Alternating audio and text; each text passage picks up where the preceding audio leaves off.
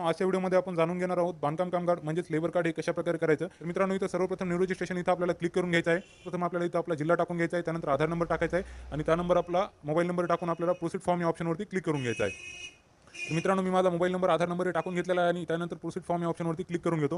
तर मित्रांनो बघू शकता आपला न्यू रजिस्ट्रेशनचा फॉर्म आहे उघडलेला आहे। इथं आपल्याला स्टेप बाय स्टेप पहिले नाव टाकून घ्यायचे इथं, त्यानंतर इथं मधले नाव टाकून घ्यायचे आहे, इथं आपल्याला सरनेम टाकून घ्यायचे, त्यानंतर आपला जेंडर सिलेक्ट करायचा आहे, मेल फिमेल जे काही आपण इथं सिलेक्ट करून घ्या। त्यानंतर बघू शकता आधार नंबर ऑटोमॅटिकली आलेला आहे। त्यानंतर मित्रांनो इथं आपण विवाहित आहे किंवा अनमॅरिड आहे आपल्याला सिलेक्ट करून घ्यायचं आहे। त्यानंतर मित्रांनो जो काही आपल्या आधार कार्डवरती डेट ऑफ बर्थ आहे तो डेट ऑफ बर्थ आपल्याला इथं टाकून घ्यायचा आहे।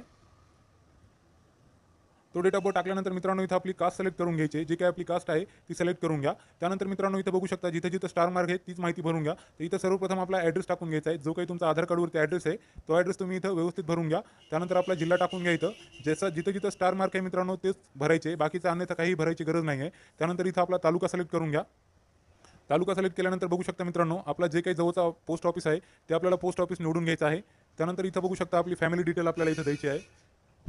फॅमिली डिटेलमध्ये बघू शकता की इथं आपलं नाव टाकायचं आहे, इथं मधलं नाव टाकायचं आहे, इथं आडनाव टाकून घ्यायचं आहे। त्यानंतर बघू शकता आपलं वय ऑटोमॅटिक डेट ऑफ बर्थ टाकून घ्यायचं आहे, इथं आपण जे काही काम करतो ते काम आपल्याला इथं टाकून घ्यायचं आहे मित्रांनो। जे काही तुम्ही तुमचे शिक्षण झालेले ते शिक्षण इथं टाकून घ्या। त्यानंतर इथंच आपले सर्व सदस्य जेवढे काही फॅमिलीमध्ये सदस्य आहे ते आपल्याला इथं जोडून घ्यायचे। त्याच प्रकारे आपल्याला त्यांचं नाव, मधलं नाव, आडनाव, date of birth, Aadhaar number हे व्यवस्थित टाकून घ्या। त्यानंतर मित्रांनो इथं बघू शकता जे काही आपण काम करतो ते आपल्याला कामाचे ठिकाण टाकायचे, तर ऑल टाईप हेल्पर मी टाकून घेतो। त्यानंतर आपल्याला हे सर्टिफिकेट कोणी दिले, महानगरपालिका ग्रामसेवक, ते आपल्याला इथं सिलेक्ट करून घ्यायचे। तर मी इथं म्युनिसिपल कॉर्पोरेशन ऑफ महानगरपालिकेने दिलेलं आहे म्हणून हे सिलेक्ट करून घेतलेलं आहे। त्यानंतर मित्रांनो बघू शकता आपल्याला इथं एक जावक क्रमांक टाकून घ्यायचा आहे आणि जावक दिनांक टाकून घ्यायचा आहे। जावक क्रमांक आणि जावक दिनांक ही आपल्याला महानगरपालिकेतून भेटून जाईल, त्याच फॉर्मवरती आपल्याला तो मिळून जाईल। त्यानंतर आपल्याला महानगरपालिकेचे नाव टाकायचे, जर ग्रामपंचायत असेल तर ग्रामपंचायतचे टाका। त्यानंतर इथं जिल्हा टाकून घ्यायचा आहे, तालुका टाकून घ्यायचा आहे। त्यानंतर मित्रांनो इथं बघू शकता आपला एक लाईव्ह फोटो आपल्याला इथं अपलोड करून घ्यायचा आहे।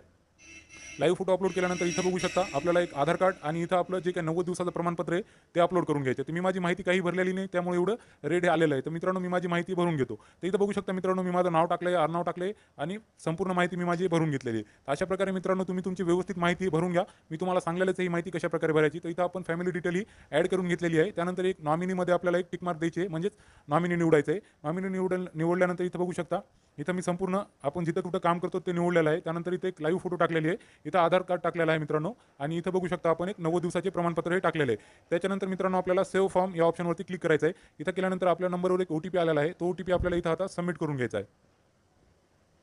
इथं बघू शकता माझ्या नंबरवरती एक OTP आलेला आहे, तो OTP मी इथं सबमिट करून घेतलेला आहे। त्यानंतर आपल्याला व्हॅलिडेट या ऑप्शनवर क्लिक करून घ्यायचं आहे। तर मित्रांनो इथं 1 मिनिट वेट करा, बघू शकता आपला फॉर्म हे सक्सेसफुली सेव्ह झालेला आहे। तर अशाच प्रकारे मित्रांनो तुमचा फॉर्म हे सेव्ह होईल। त्यानंतर मित्रांनो जे काही आपल्याला फॉर्म तुमचा रिजेक्ट झाला आहे किंवा अप्रूव्हल झाला हे तुम्हाला मेसेजद्वारे कळवण्यात येईल। त्यानंतर मित्रांनो तुम्ही ऑफिसमधून जाऊन हे कार्ड मिळवू शकता।